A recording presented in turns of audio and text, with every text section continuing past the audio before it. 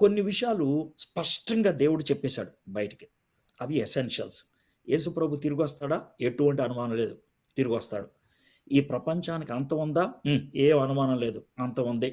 కొత్త ఆకాశం, కొత్త భూమి ఉంటదా? ఏం బాధ లేదు. ఉంటది. ఇవి ఎసెన్షియల్స్ అనమాట. ఇవి ఖచ్చితమైనయి. ఈ ఖచ్చితమైనవి నమ్ముతూ మిగిలిన విషయాల్లోకొచ్చేప్పటికి, వివరాల్లోకొచ్చేప్పటికి అభిప్రాయాలు మారిపోతా ఉంటాయనమాట. నేనిలా అనుకుంటున్నానండి, నేనిలా అనుకుంటున్నానండి అనంటారు. దాంతో ఆ అనుకునే వాటిలన్నిటిని ఒక సిద్ధాంతంగా చేసేసి, ఒక దృక్పథంగా, ఒక కోణముగా, ఒక వ్యూగా ప్రకటించడం జరుగుతా ఉంటది. వీళ్ళు అవిశ్వాసులేం కాదు. అందరూ విశ్వాసులే. దాంట్లో ఎటువంటి అనుమానం లేదు. వీళ్ళు పరలోకానికెళ్ళేవాళ్ళే.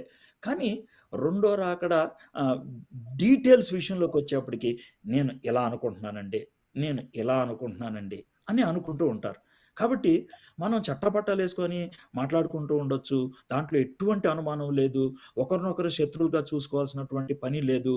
అభిప్రాయాలు ఈ యొక్క డీటెయిల్స్ విషయంలో వేరువేరుగా ఉండొచ్చు. మీలో కొంతమంది ఆర్‌టిఎఫ్ అభిప్రాయం ఏంటండి అని అడుగుతారు. ఆర్‌టిఎఫ్‌కి ఒక అభిప్రాయం ఉండదండి ఈ విషయంలో. ఆర్‌టిఎఫ్‌కి ఉండేది ఒకటే. యేసుప్రభు తిరిగొస్తాడా? ఖచ్చితంగా వస్తాడు. రెండో రాకడ ఉందా? ఉన్నది. ఇది ఖచ్చితంగా చెప్తారు. అయితే ఈ డీటెయిల్స్‌లోకొచ్చేప్పటికి ఆర్‌టిఎఫ్‌లో 10 మందుంటే 12 రకాలైనటువంటి ఉద్దేశాలు ఉండొచ్చు. మేము కొట్టుకోం. మేము కొట్టుకోం. ఎందుకనంటే ఈ డీటెయిల్స్‌లోకొచ్చేప్పటికి నువ్వు అలా అనుకుంటున్నావా? నేను ఇలా అనుకుంటున్నాను అని అంటా ఉంటానన్నమాట. దేవుని కుమారుడగు యేసుక్రీస్తు అవునని చెప్పి కాదని వాడై ఉండలేదు. ఆయన అవునను వాడై ఉన్నాడు. అవునని చెప్పి కాదని చెప్పి 2-3 రకాలుగా మాట్లాడేవాడు మన దేవుడు కాదు. గనక చిలకరింపోళ్లకు అనుకూలంగా కొన్ని, ముంచడం వాళ్ళకు అనుకూలంగా కొన్ని ఉంటాయి అనేది తప్పు అభిప్రాయము. నా దేవుడు అట్లాంటి ఫాల్తు బైబిల్ను రాయలేదు.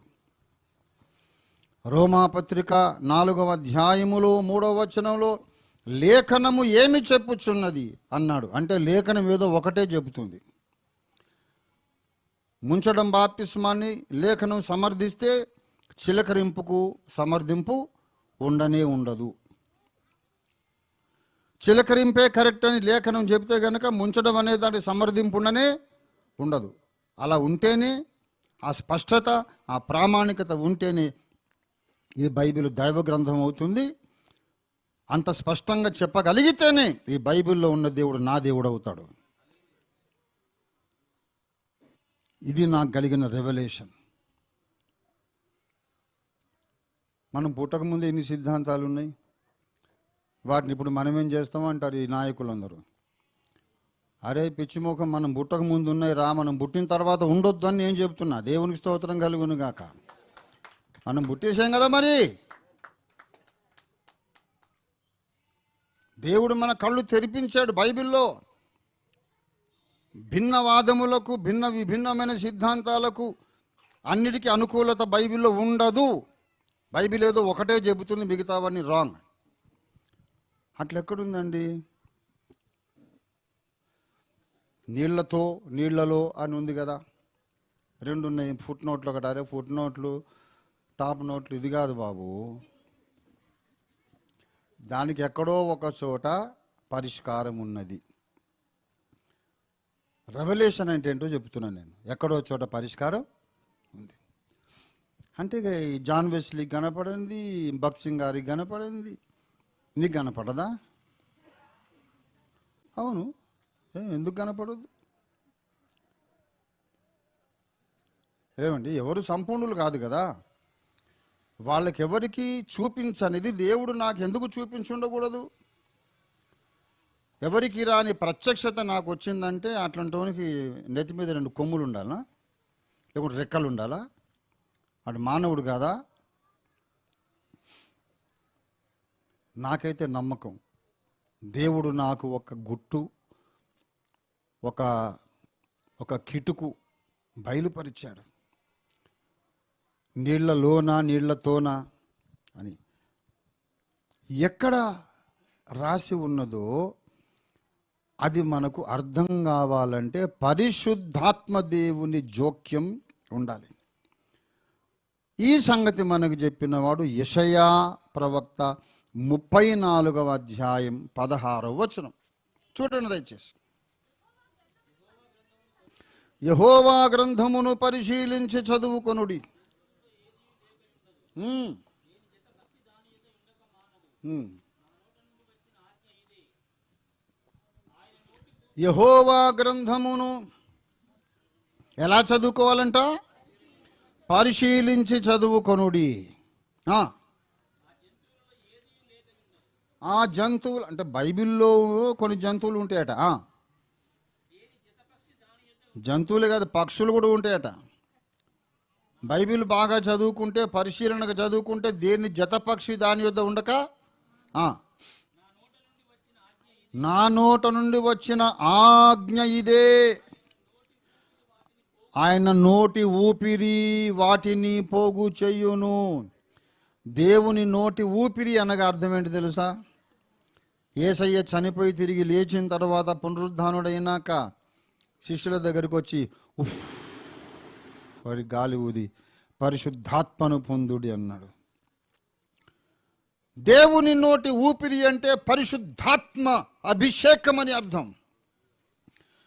దేవుని గ్రంథములో ప్రతి వచనానికి ఇంకో వచనము జతపక్షి ఉంటుంది.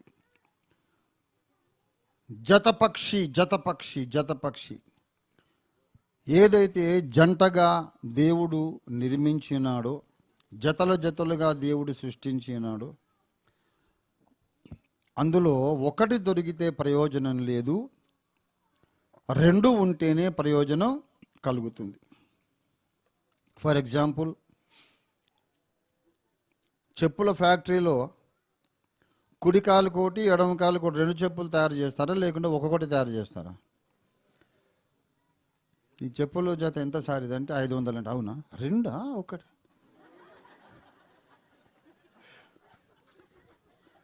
రెండు సార్, అవునా 500కి రెండు ఇస్తారా?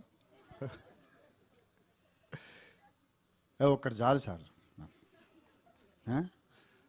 వచ్చేటప్పుడు ఎడమ కాలు చెప్పు తెగిపోయింది, అదొక్కటి ఇస్తే చాలు. అదొకటి ఇస్తా సార్, ఈ మిగిలిన దాంతో నీ ముఖం మీద కొడతా పిచ్చోడా. ఇంకో నేనేం చేసుకోవాలి? నెత్తిని పెట్టుకుని ఊరే కదా. తీసుకుంటే రెండు తీసుకో, లేకుంటే ఇక్కడి నుంచి వెళ్ళిపో. అంతేగాని ఒక చెప్పు బేరం ఏమైనా ఆడతాడా? ఒకటి తీసుకుంటే ఇంకోటి ఎందుకు? పనికి రాదు. రన్నింగ్ బస్ ఎక్కుతాం ఒక్కోసారి. నేను చాలాసార్లు ఎక్కాను రన్నింగ్ బస్, ఇంకా రన్నింగ్ ట్రైన్ కూడా ఎక్కాను నేను. మొన్న 50 ఏళ్ళు వచ్చిన తర్వాత 60 ఏళ్ళు వచ్చినా కూడా ఎక్కాను. రన్నింగ్ ఫ్లైట్ ఒక్కటే ఎక్కలేదు అనుకో, వీలు కాక వీలైతే అది కూడా ఎక్కుతాం మనం.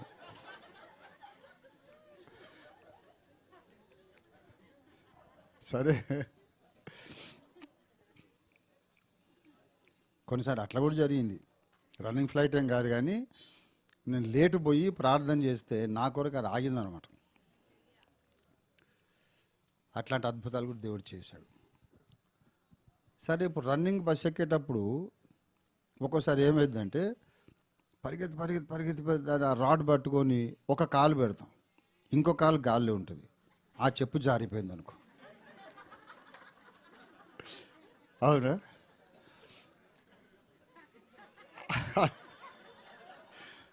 ఆ చెప్పు జారిపోయిన తర్వాత ఈ మిగిలిన చెప్పు కాలుకున్న చెప్పుని ఏం చేస్తావు నువ్వు? సార్ 1000 రూపాయలు పెట్టి కొనుక్కున్న సార్, ఒకటి పోతే పోయింది, ఇది 500 అని ఉంటుందా కనీసం?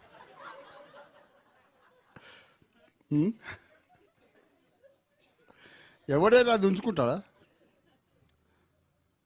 అది దిగే స్టేజ్ వచ్చిన తర్వాత ఓ కాలికే చెప్పు పెట్టుకొని ఇంకో కాలికి ఏం లేకుండా నడుచుకొని కష్టపడి ఇంటికి భార్య అడిగితే ఏంది ఒక చెప్పు.